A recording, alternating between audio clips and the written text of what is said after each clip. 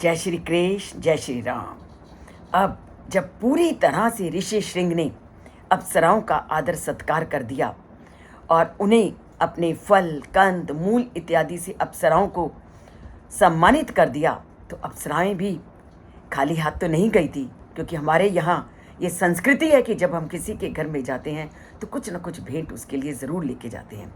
तो अप्सराएं भी जब ऋषि श्रृंग के आश्रम में गई तो अपने साथ क्या ले गई और उनको क्या खाने के लिए कहती हैं, उसका वर्णन वाल्मीकि आज के श्लोक में करते हैं कि वो कैसे ऋषि श्रृंग को अपने खाद्य पदार्थों से परिचित कराती हैं और अपने खाद्य पदार्थों के बारे में ऋषि श्रृंग को क्या कहती हैं।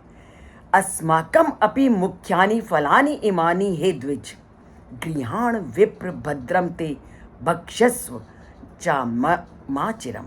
अब वो अपने साथ जिस मिष्ठान को, जिस मोदक को, जिस चीज़ को लाई थी, उसको वो ऋषि श्रृंग को भेंट करते हैं।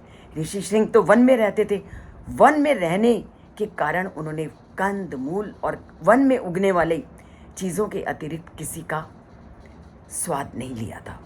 तो इसीलिए अब अप्सराएं क्या लेकर के आई? अप्सराएं अपने साथ मोदक, लड्डू और मिष्ठान लेकर के आई और उन्होंने ऋषि श्रृंग को कहा कि अब इनका तुम स्वाद करो। अब वो इन चीज़ों के माध्यम से वो पूरी तरह उनको अपने आकर्षण की जाल में बांधना चाहती थी। तो इस श्लोक में जो अप्सराएं थी वो ऋषि श्रृंग को कहती हैं कि हे द्विज, ये हमारे उत्तम पदार्थ हैं, इन्हें आप ग्रहण कीजिए और इन उत्तम पदार्थों को ग्रहण करके आप हम पर कल्याण कीजिए और इनको खाने में देरी मत करना।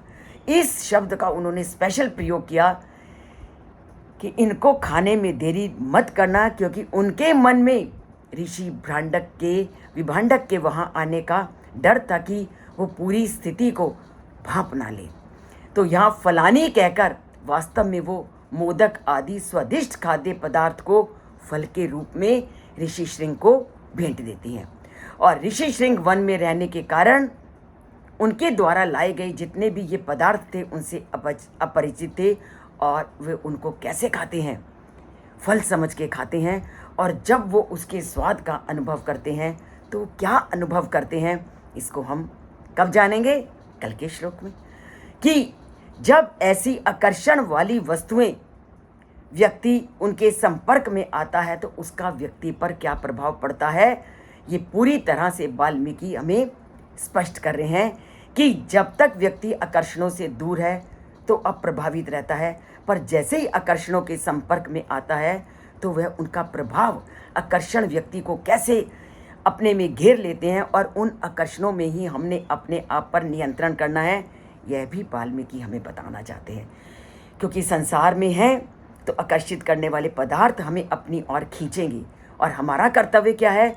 उन आकर्षणों के रहते हुए अपने पर कंट्रोल करना।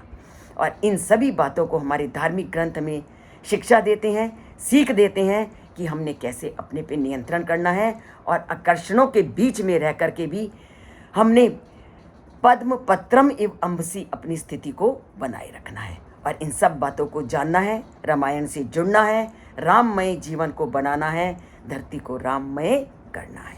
बोलते हैं जय श्री कृष्ण, जय श्री राम और राममय वातावरण से जुड़ते हैं।